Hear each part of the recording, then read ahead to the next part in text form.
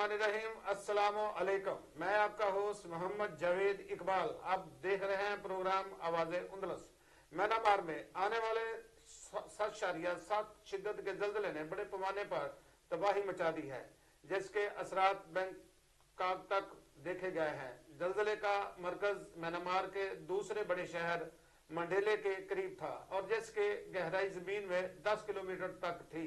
जल्जले में मुतअद्दिद रहशी इमारतें गिर गईं और सैकड़ों अफराद मलबे तले दब गए, जबकि शहर का इंफ्रास्ट्रक्चर बुरी तरह तबाह हो गया। जल्जले में एक मस्जिद का कुछ हिस्सा भी जमीन बोस हो गया, जिसके नतीजे में 3 नमाजी शहीद और मुतअद्दिद जख्मी हो गए। अमदादी कामों के दौरान लाशें मिलने का सिलसिला जारी है। अब तक हलाकों की तादाद कई हजार से तजावज कर चुकी है और खदशा जाहिर किया जा रहा है कि ये जो जल्जले में शहीद होने वाले लोग हैं 10,000 तक लोगों की तादाद हो सकती है। बैंकॉक में फलक बोस इमारतें लर्ज उठी। लग्जरी होटल की छतें पर बने स्विमिंग पूल का पानी आबशार की तरह जमीन पर गिरने लगा। बैंकॉक जल्जले के 3 मंजिला इमारतें जमीन बोस हो गई। म्यांमार की फौजी हुकूमत ने 6 इलाकों में इमरजेंसी नाफज करते हुए आलमी बरादरी और तंजीमों से मदद की दरख्वास्त की है। आज हमारे साथ स्टूडियो में मौजूद हैं लेबर लॉ के मारूफ कानूनदान सफदर हुसैन सिंधु साहब, जिनसे आज हम मुख्तलिफ सवालात के जवाब जानने की कोशिश करेंगे। जी सिंधु साहब, वेलकम। हम आपको अपने शो में वेलकम कहते हैं। आप ये बताएं कि ये जो नागहानी आफात आती हैं, इसका क्या साइंस ने अभी तक कोई इसका जो है वो रास्ता नहीं निकाला जिसके साथ इनका तयन कर सके कि कोई जल्जले जैसी आफत आने से पहले पता चल सके, जैसे मौसमी हालात का पता चल जाता है? क्या ऐसी हमारी टेक्नोलॉजी साइंस ने कोई तरक्की नहीं की? जी राजवीर साहब, सबसे पहले तो मुझे जो तबाही हुई है, म्यांमार एक गरीब मुल्क है और बैंकॉक में जो इंसानों की ज़िंदगियां ज़ाया हुई हैं, जो उनकी बेशुमार इमारतों का नुकसान हुआ है, उस पर मुझे बहुत अफसोस है और दिली हमदर्दी है जो उसका शिकार हुए हैं। जैसा आपने बताया कि साइंस ने जल्जले के मुतल्लिक अब तक जो तहकीक की है वो इस तरह पहले आगाह क्यों नहीं करती, तो इस सिलसिले में मेरी ये अर्ज है कि इस वक्त तक साइंसदानों ने इन जल्जला की और जो तहकीक की है, ज़मीन के अंदर बहुत सारे पहले ही मौजूद हैं, कुदरत की तरफ से बने हुए हैं जो आग के फव्वारे हैं, वो मसलसल जद्दोजहद के बाद वो निकलने की कोशिश करते करते कभी ना कभी अचानक भी निकल जाते हैं और जिससे बड़ी तबाही का नतीजा बन जाता है। इसलिए इनका जो अब तक साइंस ने जो रास्ता ढूंढा है वो सिर्फ ये बता सकते हैं कि ये कब हैं, कि कितनी गहराई है और किस इलाके से इनकी जो हो रही है। तो मेरी ये आपसे जो हम कर सकते हैं वो यही है कि हम दुआ करते हैं कि अल्लाह ताला तो तमाम इंसानों को इन मुसीबतों से बचाए रखे। अच्छा, जो बहुत बुरी खबर यह है कि गजा में इसराइल की बर्बरियत जारी है। बच्चे, जवान, बूढ़े रोजाना की बुनियाद पर शहीद हो रहे हैं। तमाम जो मुस्लिम ममालिक हैं वो बिल्कुल खामोश हैं। उन्होंने आज तक उनकी किसी किस्म की मदद करने की कोई कोशिश नहीं की सिवाय ईरान के। ईरान ने उन पर जो इसराइल है उस पर कुछ मिसाइल दागे थे, उनका काफी नुकसान हुआ। लेकिन आजकल जो अमेरिका है उनको धमकियों पे धमकियां दिए जा रहा है। जो हमारे बच्चे शहीद हो रहे हैं वहां पर स्कूल जो है वो तबाह हो रहे हैं। उसके अलावा अस्पतालों पर जो है वो बमबारी की जा रही है।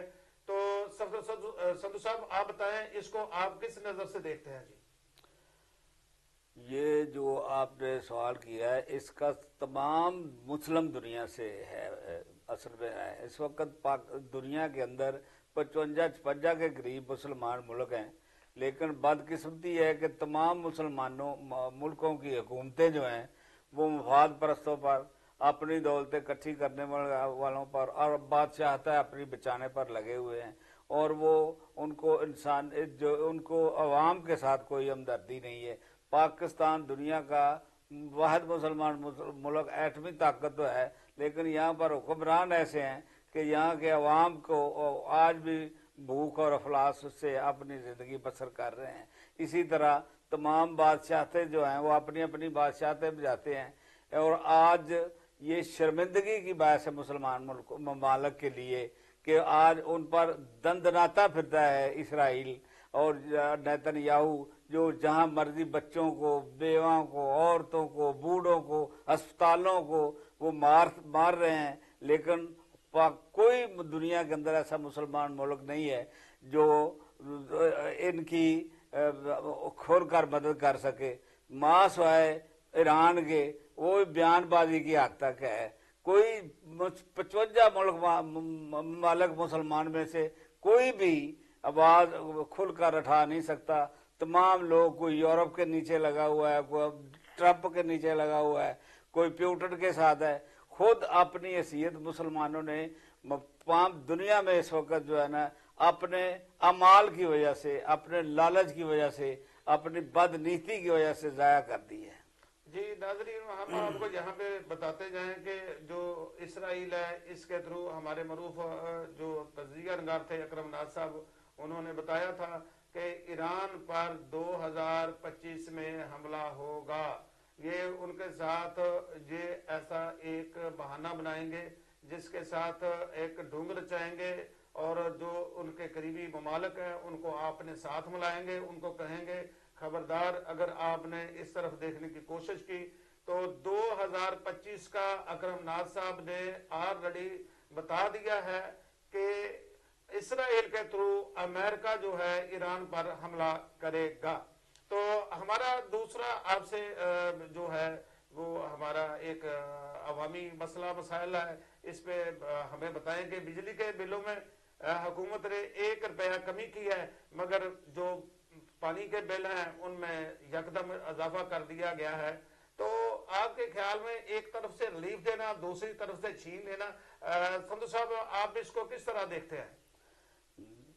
जो साहब, मेरा इस वेले जो क्लियर बड़ा वाज़ेह मौक़िफ़ है कि ये जो मौजूदा हुक्मरान है इनका अवाम के साथ कोई इनकी हमदर्दी नहीं है, और वो हुक्मरानी इसलिए करते हैं कि वो अपनी दौलत में इजाफा कर सके।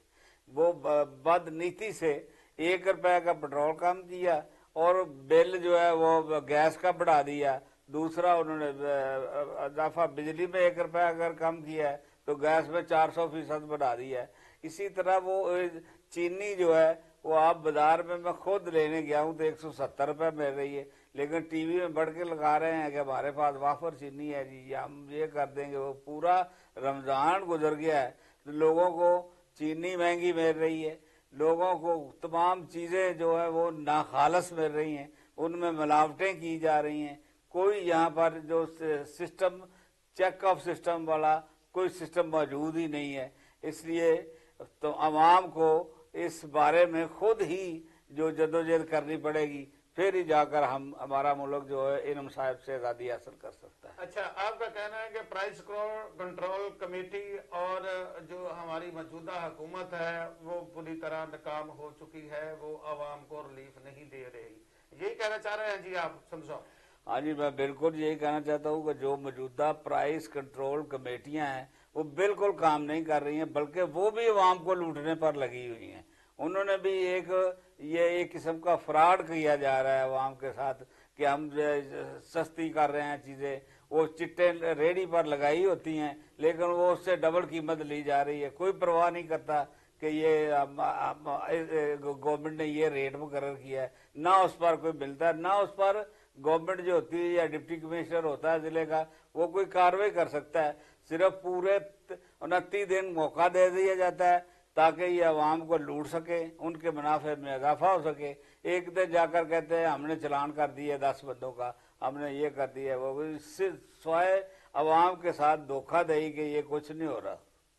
अच्छा, जो टोल्टी स्टोरों पर चीनी की कीमत में अचानक इजाफा कर दिया गया है, मगर फल, सब्जियां, मुर्गी का गोश्त आवाम को बहुत महंगा तरीन मिल रहा है। रमजान के तकद्दस का भी ख्याल नहीं किया गया, इसको आप किस तरह देखते हैं संधू साहब? मैं जवेद साहब इसको यही देखता हूँ कि सुनता जा शर्माता जा। ये इस मुल्क के अंदर हमारे जो हुक्मरान हैं मौजूदा, वो बिल्कुल नंगी बेईमानी से और नंगी तरीके से लूट रहे हैं अवाम को, और अवाम लूट रही है बेचारी अपनी। ये हमारी नाइत्तेफाकी की वजह है कि हम ऐसे हुक्मरान हमारे सर पर है, हम कोई जदोजहद नहीं करते और मौजदा का इंतजार करते रहते हैं। इसलिए मेरी ये अपील है मौजूदा डिप्टी कमिश्नर से और उन ब्यूरोक्रेसी के, आपने भी इस मुल्क में रहना है, आपके बच्चों ने भी इस मुल्क में रहना है, इस मुल्क को बचाना है, इस मुल्क को आगे लेकर जाना है, तो इस रूल ऑफ लॉ के लिए कुछ कदारा करें। आज कत्लो गारत बढ़ रही है, आज हर चीज जो एक महल्ले की दुकान 3 मुख्तलिफ कीमतें एक ही चीज दे रहा है और कोई पूछने वाला नहीं है उनको। अच्छा संधू साहब, हमें ये बताएं कि मौजूदा हुकूमत ने आज़ादी राय को ऐसे बंद किया है, आज कोई डिक्टेटर जिंदा होता तो वो भी शर्मा जाता। आप इसको किस तरह देखते हैं जो आज़ादी राय पर पाबंदी लगी है? ये ऐसा जवेद साहब दुख है कि इस पर स्वाय अफसोस के कुछ नहीं किया जा सकता। मुझे तो अफसोस शहबाज शरीफ पर कम है। हमारे जो वकला बरादरी के बंदे हैं, मसलन आदम नजीर तारड़ वजीर कानून बने बैठे हैं, और इसी तरह के जो दूसरे लोग, मसलन रजा रबानी है पीपल पार्टी के अंदर, ये लोग जो जमहूरियत के राग लापते नहीं थकते थे, जब हमारी बारों में आते थे, जब ओहदेदार बनना होता था, हमसे वोट लेने होते थे, उस वक्त तक जमहूरियत के बड़े कसीदे पढ़ते थे, जमहूरियत की बातें करते थे। आज पाकिस्तान के अंदर जो पीका एक्ट की शक्ल में और जो पुलिस और जो फोर्स है इनकी, उनकी मदद से जिस तरह जमहूरियत का गला घूंट दिया गया है, आज ये बात शर्मिंदगी बात है। मेरी 72 साल उम्र है, किसी डिक्टेटर ने भी इतनी ज्यादा सख्ती नहीं की जितनी ज्यादा सख्ती आज है अवाम पर और खास करके सहाफियों पर। आज सहाफियों को अपनी बात करना मुश्किल हो चुका है स्पीकर एक्ट की शक्ल में। इसलिए मैं इन तमाम जो जमहूरियत के नाम पर इस डिक्टेटरशिप पर लगे हुए हैं, इनको ये बताना चाहता हूं कि ये आपका सिलसिला नहीं चल सकता। आपको बिल आखिर जमहूरियत की तरफ आना पड़ेगा और अवाम को भी इसके लिए जदोजहद अपनी तेज करनी चाहिए। अच्छा, जो इस वक्त ट्रंप साहब ने धमकी दी है ईरान को, जो ही मुआदा ना किया तो ईरान के साथ बहुत बुरा होगा। ईरान हमारे साथी, करीबी साथी है, जबकि हमने पिछले प्रोग्राम में भी कहा कि पाकिस्तान को जो है वो ईरान और रूस से जो तेल और गैस लेने से रोका जाता है, और इसी तरह उन्होंने आज वाज़ेह मौक़िफ़ अपनाया है, वाज़ेह धमकी दी है, और उसने लेटर लिखा है ट्रंप ने इस ईरान की इंतजामिया को, तो उन्होंने भी वो मुस्तरद कर दिया है। तो आप इसको, आपका क्या कहते हैं इस पे, आप किस नजर से देखते हैं, आपका क्या राय है जी इस पे संधू साहब? ये जवेद साहब बहुत बड़ा एक इंटरनेशनल इशू है। इस वक्त दुनिया में 3 बड़े पहलवान बने हैं, 3 मुआशी तौर पर तगड़े पहलवान हैं दुनिया में। एक अमेरिका है, एक ब्रिटेन है, एक चीन है, और वो तीनों दुनिया में अंदर अपनी मर्जी की बंदरबाट करने पर लगे हुए हैं। आज अगर छोटे मुल्कों को देखा जाए तो वो उनको जो मर्जी दबाता फिर रहा है, और कोई उनकी मसलन जो गजा में जो कर रहा है, आज हो रहा है, वहाँ पर बच्चे मर रहे हैं, जो अस्पतालों पर फायरिंग हो रही है, कोई पूछने वाला नहीं, कोई बोलता नहीं, और नाम के मुसलमान हैं हम, बाकी तमाम मुसलमानों के साथ ज्यादती हो रही है। इसलिए तमाम अपने अपने इन खित्ते के लोगों को, अपने अवाम को साथ लेकर चलना चाहिए और अवाम के असल नुमाइंदों को हुकूमत दे देनी चाहिए, तब ही ये मुल्क बनेंगे। मेरे ख्याल में दुनिया की जगराफिया में तब्दीली आने वाली है, और ये 3 पहलवान अपनी मर्जी से, कोई यूक्रेन पर कब्जा कर रहा है, कोई ग्रीनलैंड पर कब्जा कर रहा है, कोई मशरक़ वस्ता पर ग्रेट इसराइल बनाने के ख्वाब देख रहा है। इनका मुकाबला करने के लिए अवाम को निकलना चाहिए, क्लियर होना चाहिए, और इनके इन नारों से जो मुसलमान हमारे जो ट्रंप को अपना हमदर्द समझते हैं, जो मुसलमान हमारे इन लोगों को अपना हमदर्द समझते हैं, उनको अकल करनी चाहिए और अपनी जद्दोजहद के जरिए अपने मुसलमान भाइयों की खुद मदद करनी चाहिए, खुद कर सामने आना चाहिए, डू एंड डाई का रवैया अख्तियार करना पड़ेगा, तभी जाकर इन लोगों से जो है वो दुनिया के अंदर अमन चैन कायम हो सकेगा। नेतन्याहू, तुम बाहर आ जाओ, तुम बहुत बड़ा जुल्म कर रहे हो। फिरौन को आज भी अल्लाह पाक ने कुरान पाक में उसका किस्सा लिखा हुआ है। कुरान पाक में अल्लाह पाक का आली शान फरमान मौजूद है। तुम फिरौन से भी बदतर बन गए हो, मासूम बच्चों को दिन दिहाड़े कत्ल कर रहे हो, बुजुर्गों को कत्ल कर रहे हो, माओ बहनों बेटियों को कत्ल कर रहे हो। तो आज मिस्र में जो फिरौन की लाश पड़ी हुई है उसको देखो और उससे सबक सीखो। दुनिया अल्लाह पाक की कायनात को बढ़ाना चाहिए। इसके साथ ही हम अपने मरूफ तजिया नगार सफदर हुसैन संधू साहब का शुक्रिया अदा करते हैं नाजरीन, जिन्होंने हमें अपना कीमती वक्त दिया। हमारे टीवी चैनल को लाइक करें और फॉलो करें। इसके साथ हमें इजाजत दें। कमेंट्स में अपनी राय जरूर दीजिए।